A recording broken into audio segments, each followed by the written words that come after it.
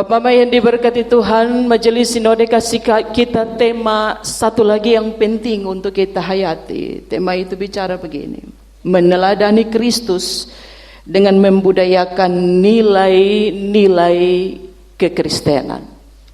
Saya ajak kita masuk dalam hidup Bapak Mama dan saya. Menjalani hidup ini bersama-sama dengan orang yang kita andalkan, yang bagi kita hidup tanpa dia kita tidak kuat berdiri. Bukan hanya dari segi kita menaruh harap pada hidupnya, tetapi dari segi finansial dia menopang kita, entah itu suami, istri atau anak-anak kita. Pengalaman bilang kepada kita betapa hidup ini kita rasa berakhir karena kita kehilangan orang-orang yang selama ini kita menaruh harapan kita penuh kepadanya. Kita tidak bisa jalan kalau tidak ada dia. Kita tidak bisa kuat berdiri kalau dia tidak ada di kita pun samping itu. Kita merasa bahwa hidup ini akan kuat karena ada orang-orang tertentu dalam hidup ini yang kita andalkan. Entah itu kita suami, entah itu kita punya istri, atau entah itu kita pun anak-anak. Dan orang yang sudah pernah merasakan kehilangan mereka yang punya arti dalam hidup ini akan paham kondisi ini. Berat sekali itu. Pengalaman banyak bicara kepada kita bahwa ternyata menggantungkan hidup kita dan harapan kepada orang-orang yang kita andalkan, sebenarnya juga di sisi lain itu menciptakan tanpa sadar, menciptakan masalah baru untuk hidup kita di masa depan. Ada berapa banyak orang yang belum bisa kuat berdiri karena kehilangan mereka yang diandalkan. Ada berapa banyak orang yang melihat, hidup ini tidak ada harapan lah, karena yang diharapkan Tuhan sudah ambil kembali. Hidup ini mengajarkan kepada Bapak Mama dan saya bahwa ternyata dalam banyak pengalaman dia mengajarkan dan memberi kepada kita pesan bahwa hidup yang dijalani tanpa keberanian itu adalah kehidupan yang dipenuhi dengan kepura-puraan. Berani dulu itu dia pemuda. Berani menghadapi hidup dengan apapun yang kita alami dan Tuhan izinkan ada di depan sana. Berani dulu dia pemodal pertama. Nah, kekasih-kekasih Kristus, Yesus mendapat kesan ini ada dalam diri para murid. Dia mendapat kesan kuat sekali bahwa ketergantungan para murid kepada Yesus itu luar biasa kerasnya. Ketergantungan para murid dengan Yesus itu seperti kuku dengan daging. Ketergantungan para murid dengan Yesus sekalipun mereka baru berjumpa 3 tahun, tapi luar biasa ketergantungan itu, dan Yesus sudah mendapati kesan itu dalam diri para murid.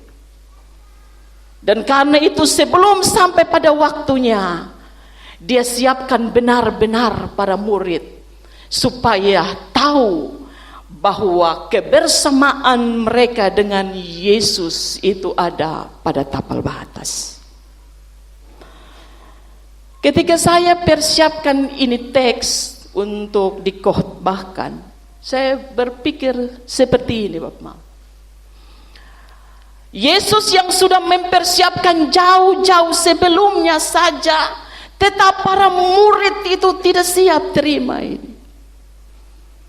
Ketika waktu kebersamaan antara Yesus dengan mereka selesai, kita lihat itu ketika Yesus sudah masuk dalam jalan-jalan sengsara, mereka hanya lihat Yesus itu, mengamati Yesus itu dari jauh, bahkan terpencar-pencar.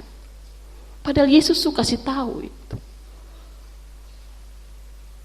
Bahkan ketika Yesus disalibkan juga banyak Teks kita baca dari Injil itu memperlihatkan kepada kita bahwa betapa murid-murid ini sebenarnya tidak siap sekalipun Yesus sudah menyiapkan mereka.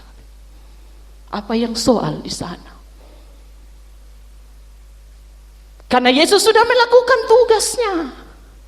Dia sudah mempersiapkan para murid jauh-jauh hari, supaya ketika mereka melihat sebuah pengalaman atau pemandangan yang tidak pernah mereka harapkan, itu paling tidak kesiapan batin itu sudah mereka lakukan.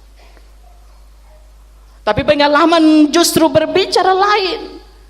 Dan karena itu teks ini kembali kita diingatkan bagaimana Yesus menyiapkan para murid itu dengan begitu ketatnya. Dia tidak hanya pergi kasih sembuh orang. Dia tidak hanya mengajarkan bagaimana nilai-nilai Injil itu harus disebarkan. Tapi kemudian dia tahu bahwa murid-murid yang akan meneruskan Injil yang dia beritakan itu juga harus ikut disiapkan. Saya berpikir kalau para murid ini tidak disiapkan, kalau para murid ini tidak sengaja disiapkan oleh Yesus, selesai ini sudah ini Injil ini. Tapi Yesus menyiapkan. Dan itulah tanda bahwa Yesus punya harapan besar pada murid ini bisa menjadi penyambung dari pekerjaan Yesus. Ini menceritakan kepada kita Bapak Mama bahwa Yesus mempersiapkan para murid dengan sebuah harapan besar. Injil tidak berhenti ketika Yesus mati. Tapi kemudian Injil itu harus disebarkan. Dan di mana-mana Yesus ada itu kita pegang. Yesus berjanji, aku menyertai engkau sampai pada kesudahan zaman. Para murid akan menghadapi dua hal penting. Yang pertama itu hidup tanpa Yesus. Itu tidak gampang, Pak. Hidup tanpa Yesus itu tidak gampang. Dan pengalaman ini bicara bagaimana para murid tersebar, terserak, bahkan mereka kembali sebagai seorang nelayan ketika mereka tahu secara fisik Yesus tidak ada. Mereka kembali turun kopi benjala itu ikan-ikan dong di sungai Yordan. Karena mereka tahu cerita tentang Yesus itu sudah selesai pasca kematiannya. Dan hal kedua yang harus dilakukan oleh Yesus adalah, yang dilakukan oleh para murid adalah, bukan hanya mereka hidup tanpa Yesus, tapi di jalan-jalan hidup yang tanpa Yesus, justru Yesus menitipkan sebuah harapan, melanjutkan ajaran-ajarannya sambil meneladani Yesus. Ini dua pekerjaan besar. So hidup tanpa Yesus, lalu Yesus kasih tugas tetap memberitakan semua nilai-nilai kekristenan yang sudah Yesus ajarkan. Dan kemudian harus hidup sebagai teladan, di mana nilai-nilai itu dilihat secara nyata melalui kehidupan para murid. Teks ini bicara kepada Bapak Mama dan saya itu Yesus buka pikiran para murid. Memang kalau mau melakukan sesuatu Bapak Mama, kalau pikiran tidak dibuka, potong omong sama ke batu. Karena itu hal pertama itu pikiran harus dibuka. Dan Yesus melakukan itu. Yesus melakukan, dia buka pelan-pelan para murid punya pikiran. Dia buka perlahan-perlahan supaya apa yang diajarkan kepada para murid itu masuk benar dalam pikiran mereka. Yesus membuka pikiran para murid itu dengan satu pesan penting, bagaimana kamu harus bersikap ketika aku tidak ada lagi di depanmu. Yesus membuka cakrawala berpikir para murid untuk kemudian berani menjalani sebuah amanat pengutusan ketika justru Tuhan Yesus tidak lagi bersama-sama dengan mereka. Yang pertama, pesan Yesus kepada para murid itu, dia bilang begini, mengasihi berarti menuruti firman dari Bapa. Teks ini kasih tunjuk kepada kita yang hanya dituliskan oleh Yohanes. Tuhan tidak kasih tahu secara terbuka apa yang akan dialami ketika mereka akan memberitakan Injil. Kita tidak mendapat satu pesan dan kesan bahwa Yesus sementara sedang memaparkan bahwa lu harus sadar bahwa di depan sana ini yang menunggumu, bahwa akan ada jalan-jalan sulit dan penderitaan, bahkan sampai pada pembunuhan bagi mereka yang mengklaim diri sebagai pengikut Kristus. Yesus tidak kasih tahu itu. Dia tidak sementara sedang mengatakan kepada para murid bahwa ada batu besar yang menunggu kamu di sana. Tetapi justru yang dilakukan oleh Yesus adalah dia mau kasih tahu kepada para murid. Hal pertama adalah, kalau engkau mengasihiku, engkau menuruti apa yang aku katakan. Amin. Amin. Ini yang Yesus mau tekan. Dia tidak bicara tentang pembunuhan. Dia tidak bicara tentang kesulitan-kesulitan para pelaku pemberita Injil. Dia tidak sementara sedang membicarakan tentang segala sesuatu yang tidak mengenakan yang menunggu para murid. Dia tidak bicara itu.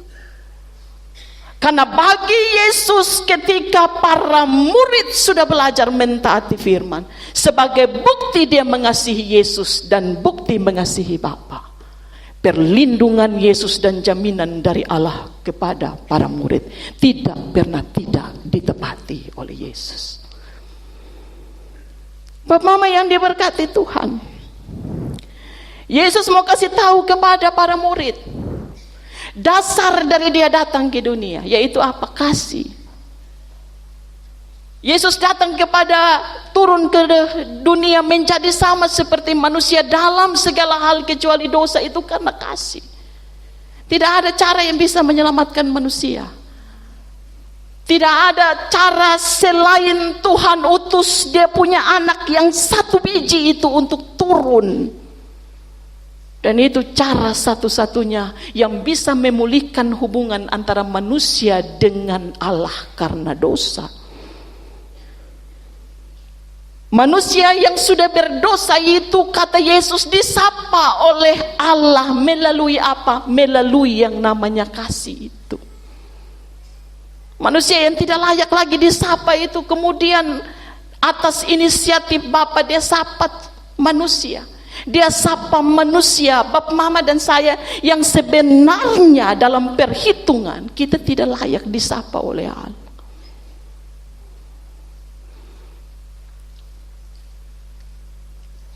Yesus mau kasih tahu kepada para murid bahwa kehadirannya itu adalah wujud kasih dari Bapa kepada dunia. Wujud yang terlihat. Dan karena itu kalau kita baca itu Bapak Mama, kisah pelayanan Yesus itu, Yesus tidak hanya omong saja, tapi dia banyak omong tapi banyak berbuat tentang bagaimana wujud dari kasih Allah itu. Dia banyak omong tapi dia juga banyak berbuat. Dia menunjukkan kasih Allah ini adalah beta ini. Kamu tidak usah terlalu berpikir jauh apa itu kasih Allah. Yesus bilang kasih Allah itu ada dalam beta pun hidup. Ketika apa? Ya ketika salib itu terpampang di Golgota. Itu wujud dari kasih Allah. Yesus mau kasih tahu kepada para murid, dia punya pelayanan tidak boleh terputus hanya karena dia sudah tidak lagi secara fisik bersama dengan para murid. Harapan besar para murid adalah, harapan besar untuk para murid adalah merekalah yang akan melanjutkan apa yang sudah Yesus lakukan jauh sebelum. Para murid diharapkan supaya dalam hidup yang akan mereka jalani itu ya mereka tonjolkan apa yang pernah mereka lihat dari Yesus.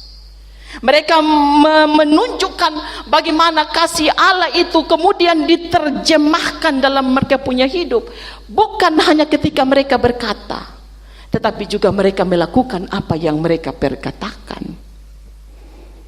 Bagi Yesus, mengasihi Allah itu harus menjadi pola hidup bagi para murid. Mengedepankan keyakinan kepada Allah dengan wujud mentaati firman Allah itu harus jadi gaya hidup. Gaya hidup seperti apa?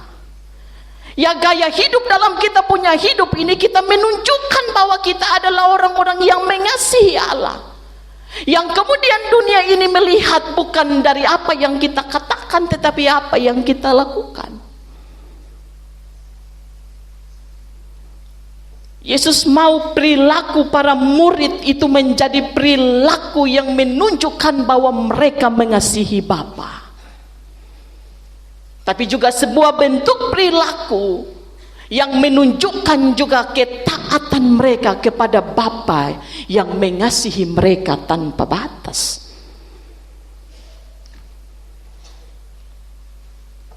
Yang kedua, Bapak Mama, Yesus kasih ingat para murid ini tanpa komitmen mengasihi Allah hanya menjadi sebuah ucapan. Tanpa sebuah janji dan komitmen yang dibangun dalam diri para murid, maka apa yang Yesus titipkan kepada para murid akan menjadi sebuah titipan yang berjalan di tempat tanpa ada sebuah tindak lanjut. Luar biasa ini Bapak Mama. Jadi komitmen untuk taat menjalani Tuhan pun kehendak. Tapi komitmen ini tidak diukur dengan kita punya suasana hati. Kadang nih orang baik tergantung suasana hati, Pak.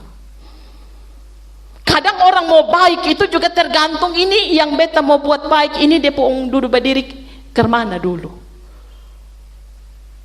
Kadang kita mau melakukan sesuatu itu juga tergantung dengan bagaimana orang yang menjadi sasaran sebenarnya kita berbuat baik kepada mereka itu duduk berdirinya untuk kita itu seperti apa.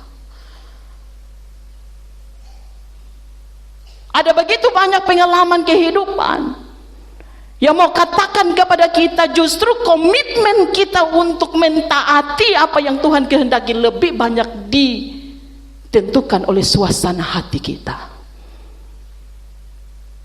Oleh suasana hati kita. Kadang ada perempuan yang kiri-kiri, dia bukan kiri-kiri makanan dia pun pikiran itu selalu kiri. Lalu mama biasa itu. Temam tua mungkin ada datang bulan. Itu anak ada datang bulan, biasanya begitu. Ada begitu banyak suasana hati yang sementara ini sedang berkecamuk dalam diri kita yang akhirnya membuat kita tidak lagi hidup dalam sebuah bentuk komitmen itu. Ketaatan. Komitmen itu kata Yesus kepada para murid itu terkait dengan janji. Dan karena itu Yesus itu siapkan dari para murid. Janji para murid harus ada. Sekalipun dalam komitmen yang Yesus harapkan lahir dalam diri para murid, Yesus juga turut ucapkan sebuah janji. Nah Bapak Mama, Yesus itu dia kasih tugas kepada para murid. Itu bukan tanpa janji penyertaan. Amin. Bagi kita semua para pelayan ini, para pelaku pelayanan, kalau Tuhan kasih kepada kita tugas, itu bukan tugas tanpa janji penyertaan Tuhan. Kalau Tuhan kasih kepada kita tugas-tugas yang bagi kita meletihkan dan membosankan, ingat Tuhan pun janji saja. Amin. Kadang-kadang presbiter dong ini semua akhir-akhir dia masa periode itu mulai napas satu-satu, aduh berhenti sumama tesonde kuat. Yang harus kita pegang itu Tuhan punya janji. Janji apa? Bukan janji hidupmu akan baik-baik saja, tapi Tuhan berjanji aku menyertai engkau sampai pada akhir zaman. Itu janji luar biasa dalam itu dalam hidup Bapak Mama dan saya.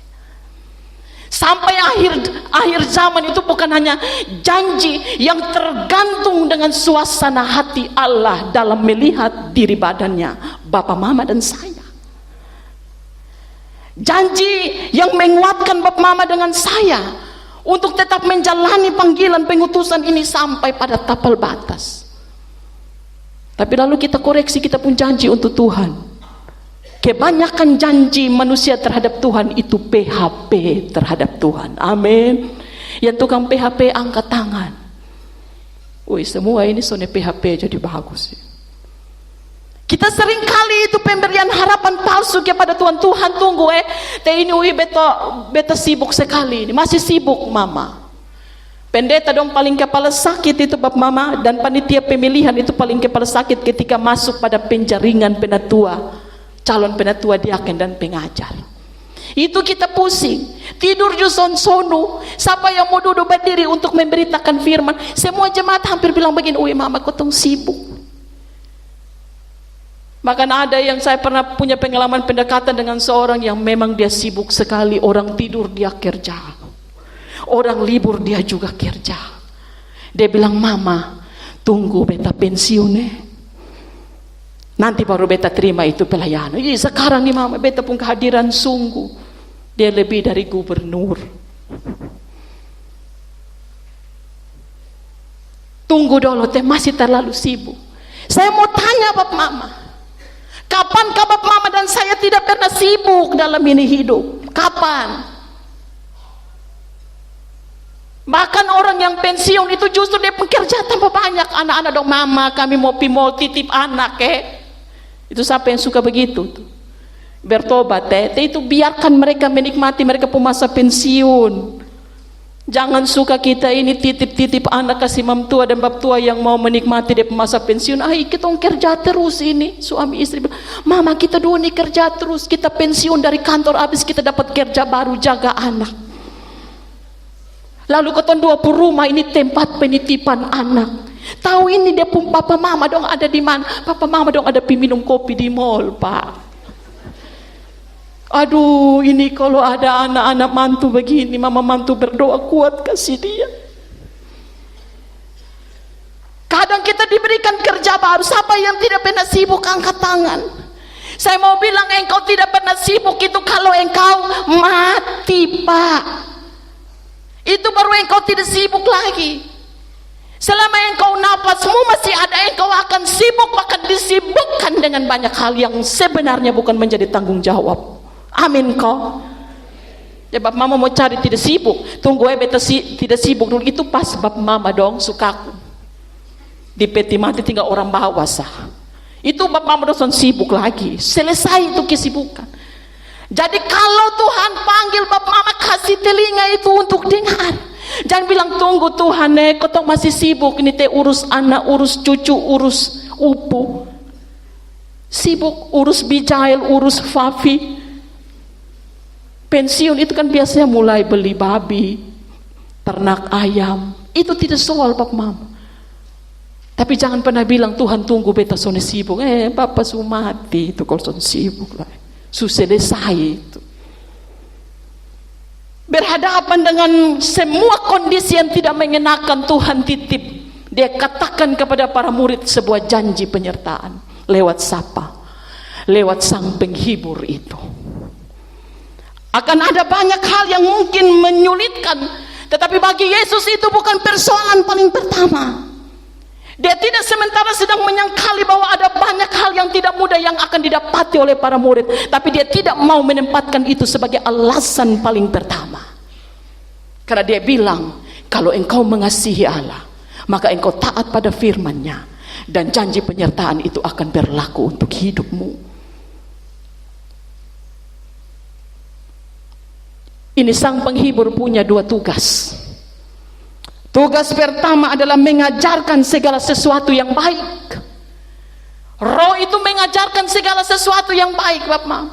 Jadi kalau ada anak-anak yang tidak dengar semua yang baik yang diajarkan oleh orang tua, ini berdoa kasih banyak kasih dia. Karena roh itu mengajarkan semua yang baik itu kepada kita. Tapi kemudian Yesus juga bilang roh ini akan mengingatkan kita. Bapak mama kita prinsip ini manusia tukang lupa. Jadi lupa itu bukan penyakit lansia saja.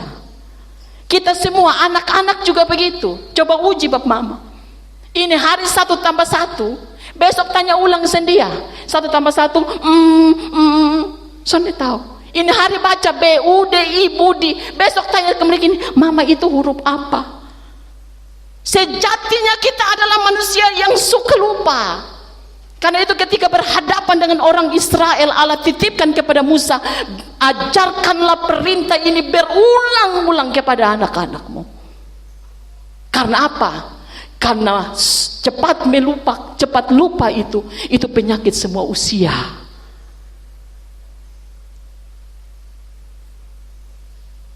Mengingatkan roh ini akan membantu Bapak Mama dan saya. Supaya apa?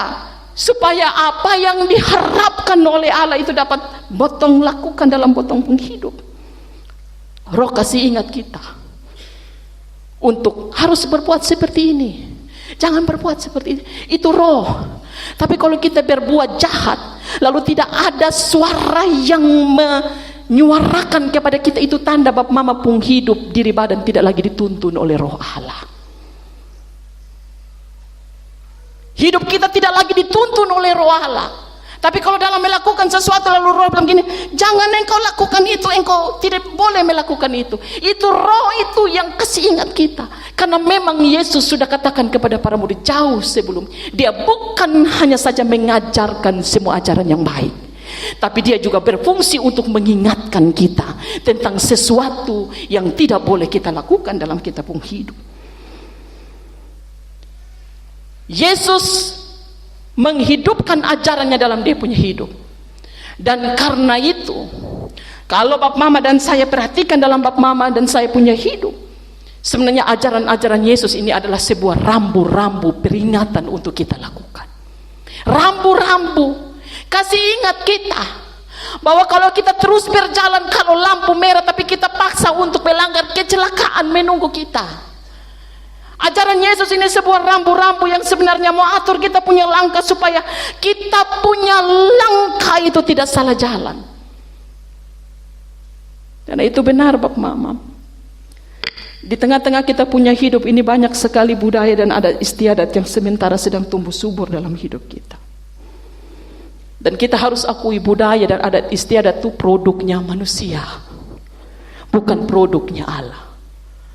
Kalau kita sudah bilang bahwa adat istiadat dan budaya itu produk manusia, maka manusia yang buat adalah manusia yang juga berdosa.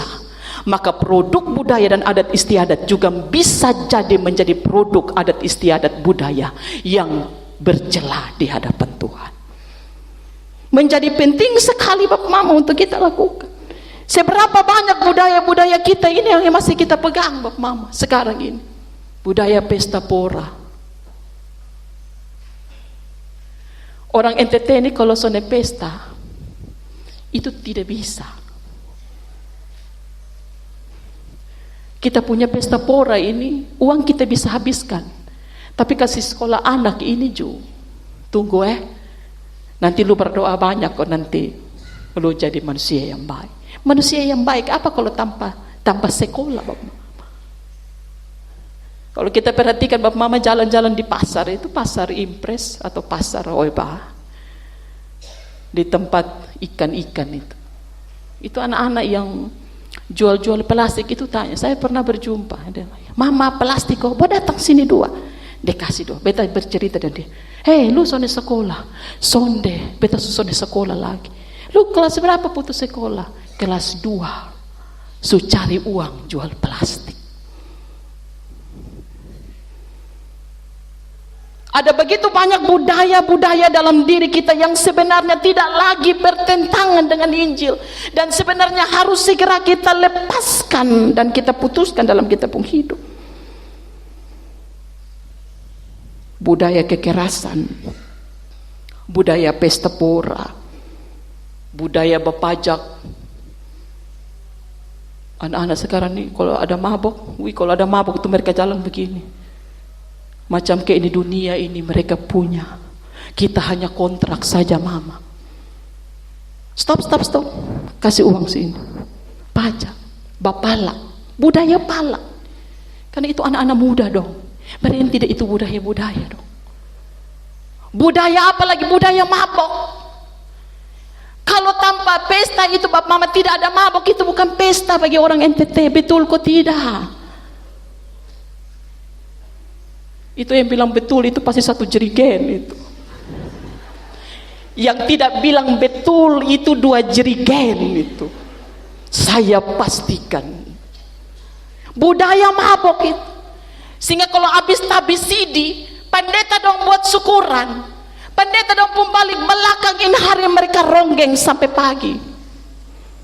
Lihat di belakang tuh ada jejer semua. Habis tanya pidi itu yang anggota sidi baru itu tanya, tadi firman dari mana? Tahu, yang penting beta susidi. Aduh, kesian nih. Ini anak-anak dong kalau model begini nih, kok tuh rusak semua ini dunia yang sudah tambah rusak jadi rusak karena kita. Budaya pesta pora. Bahkan sekarang mama-mama bukan kalah dengan bapak-bapak. Bapak dong bukan hanya minum anggur, minum sopi, tapi mama-mama juga bisa mandi sopi, Pak. Injil ini Alkitab kan bilang begini, ketika Rasul Paulus dia omong kepada Timotius sakit-sakit, dia bilang, ambil anggur kok sedikit kok minum. Jadi kalau kita badan tidak enak, Alkitab tidak larang kita minum anggur, tapi sedikit sapa. Jangan nanti anggur atau sopi yang minum balik kita. Minum sedikit. Bukan terus-terus ini kita rasa-rasa mau minum. Habis makan malam potong supi di Paklaru. Habis makan malam potong supi di sana. Habis makan malam potong supi di sana. Pulang susah dapat lihat jalan, tidur di jalan. Aduh kesian. Lalu Pak anak bilang gini, aduh Bapak di mana? Lihat begini Bapak ada napas satu-satu di situ. Ini mau omong tentang anak jangan minum anggur. Papa bilang jangan, engkau jangan mabuk. Ma Papa ada begini. Soalnya bisa Pak.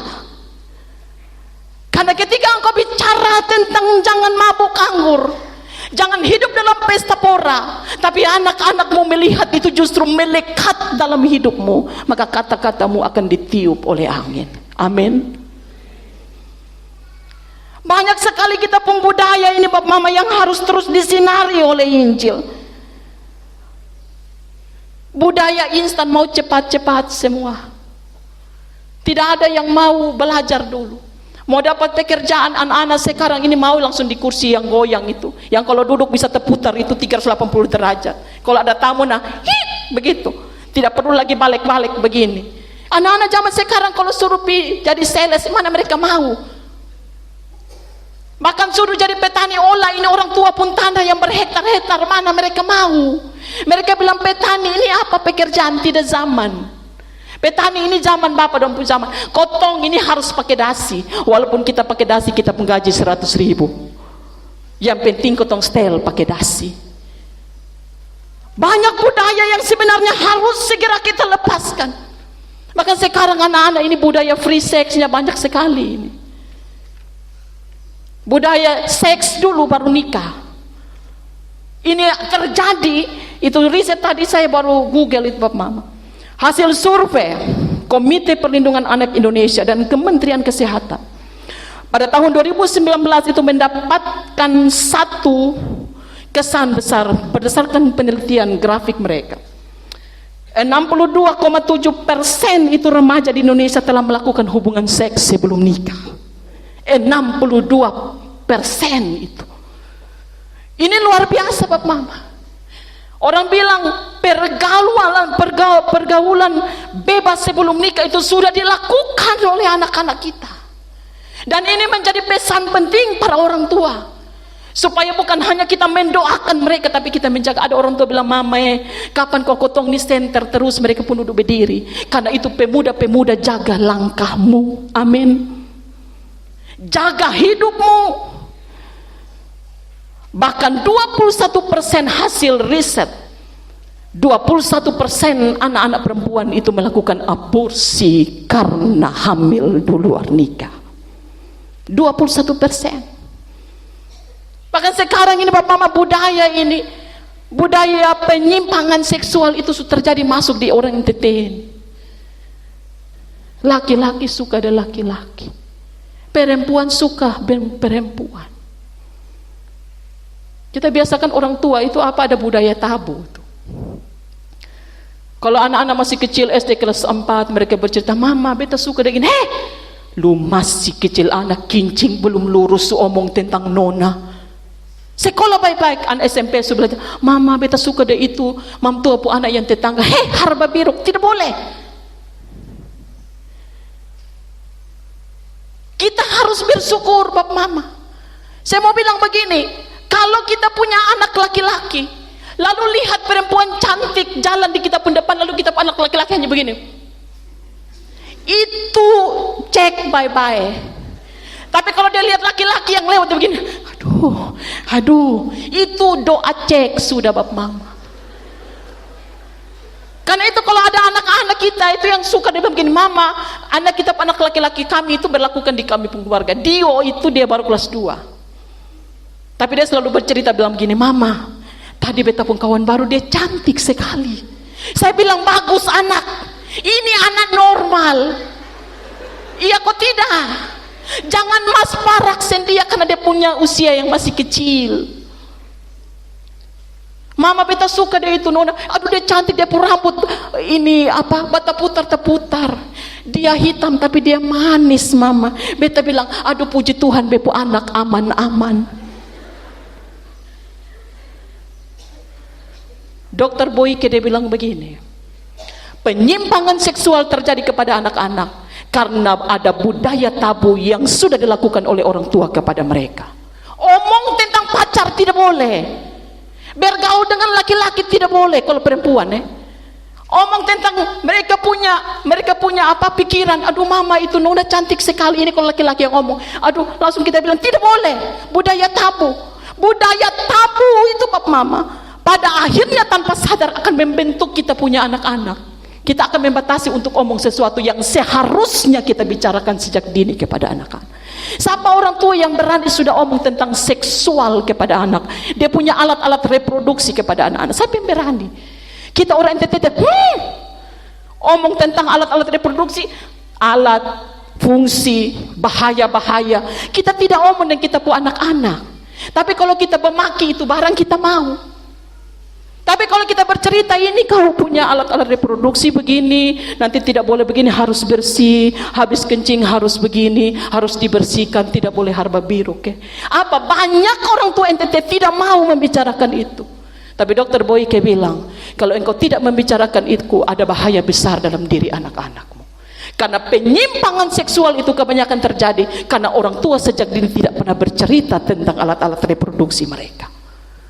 Jadi Bapak Mama mulai sekarang hati-hati. Kalau kita pun laki-laki, anak laki-laki itu kalau naik motor Bapak lo begini, itu doa cek mereka. Apalagi kalau lihat nona mereka hanya begini. Lihat laki-laki, aduh, dia pun rambut pun bagus lah, dia pun badan pun bagus, tinggi bagus. Itu doa cek sudah. Kebanyakan orang tua merasa dia pun anak-anak aman karena mereka bergaul dengan perempuan. Laki-laki dan laki-laki, mama biar saja mereka dan laki-laki supaya apa, mereka tidak berbuat hal-hal yang tidak senonoh kepada itu teman-teman perempuan. Tapi kalau tidak diawasi, justru penyimpangan seksual itu akan terjadi mulai dari hal-hal yang terlihat lumrah. Tapi saya tidak mau bilang yang laki-laki bergaul dengan laki-laki itu tidak normal. Banyak penyimpangan budaya-budaya yang kita amati, kita mengharamkan sesuatu yang sebenarnya harus kita ceritakan kepada kita anak-anak. Kita harus bersikap lebih terbuka Bapak Mama. Jadi pupuk budaya-budaya yang bagus itu. Budaya-budaya yang merusak itu singkirkan. Nah, kita punya budaya-budaya ini yang baik, ini budaya gotong royong, budaya budaya menolong, budaya di mana ada orang mati cepat sekali. Satu tetangga langsung pergi kok, aku tolong. Budaya saling tolong menolong. Kalau di kota sudah tidak dapat, itu semula terkikis. Sehingga kalau kebanyakan acara-acara di kota itu orang pesan prasmanan. Tetangga mana yang mau datang ke kupas bawah?